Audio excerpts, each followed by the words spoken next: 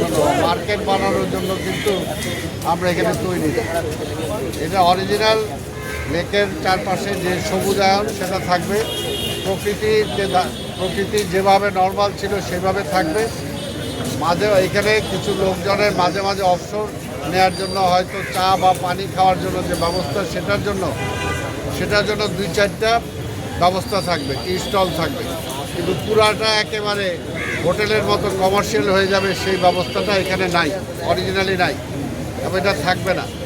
এটাকে আমরা নিশ্চিত করবো এবং এই ব্যাপারে আমরা ধানমন্ডির বাসিন্দা যারা আছেন, এখানে স্থপতি ইকবাল সাহেব আছেন, আরও যারা আছেন, সবার সহযোগিতা আমরা চাই এবং এটা আগামী 1 সপ্তাহের মধ্যে বসে, অর্থাৎ এই ধানমন্ডির লোকজন কীভাবে চায়, ওনারা এই এলাকাটা কীভাবে দেখতে চায়, সিটি কর্পোরেশন সেইভাবেই দেখবে এবং সেইভাবেই সেটাকে আমরা নিশ্চিত করবো ইনশাআল্লাহ। আমরা আমাদের পরিকল্পনা ওইটাই যে লেকের চারপাশে যে সবুজায়ন যেটা আছে সেটা থাকবে।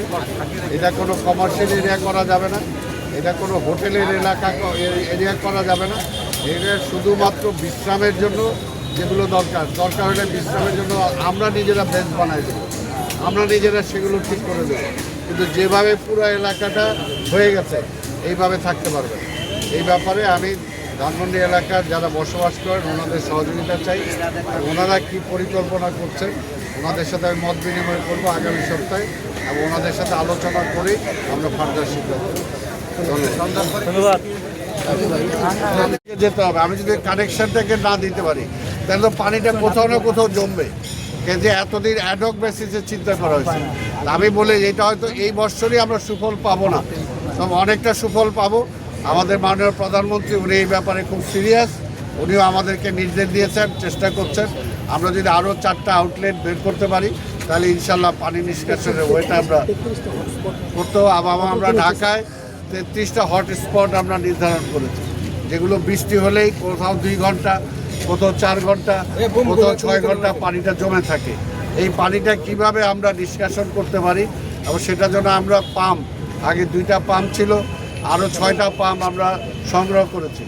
আমরা আশা করি যে বৃষ্টি হলে একেবারে পানি জমবে না, এটা এই মুহূর্তে আমি বলতে পারবো না, তবে অত দ্রুত যাতে পানিটা নিষ্কাশন করা যায় সেটার জন্য আমরা চেষ্টা করছি। স্যার আরেকটা বিষয় একটু জানাবেন যে এই যে কানেক্টরগুলো অর্থাৎ এই খালের সাথে যে নদী সংযোজন এগুলো আসলে বর্ষাকালের আগে শুরু হবে কিনা এই কাজগুলো? শুরু হবে, আমি তো বললাম যে আমাদের নিউ মার্কেট ধানমন্ডির এটা শুরু হবে, কিন্তু শেষ হবে না। এত দ্রুত সময় তো আমরা শেষ করতে পারবো না, কিন্তু শুরুটা হবে, এটা আমরা চাচ্ছি। ঠিক আছে, আর কারো কিছু? ঠিক আছে, থ্যাংক ইউ।